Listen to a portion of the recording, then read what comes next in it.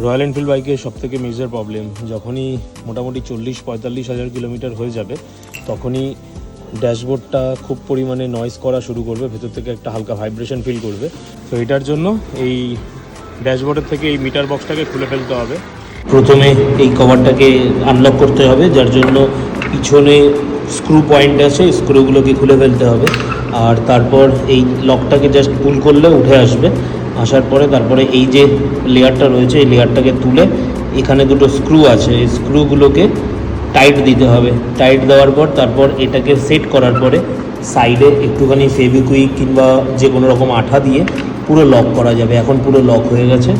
যদি ড্যামেজ থাকে কিংবা যদি বেশি ফেটে যায় তাহলে এই রাবারগুলো চেঞ্জ করতে হবে। আর অবশ্যই এই যে ভাইজারটা সেট হয় এখানে যে রাবারগুলো লাগে এই রাবারটা অবশ্যই চেঞ্জ করে দিতে হবে। আমার যেমন রাবারটা পুরো ক্ষয় হয়ে গেছে, তো এই যে বের করে দিলাম। আর এই রাবারটা আমার কাছে রয়েছে অলরেডি, আমি এটা এনেছি।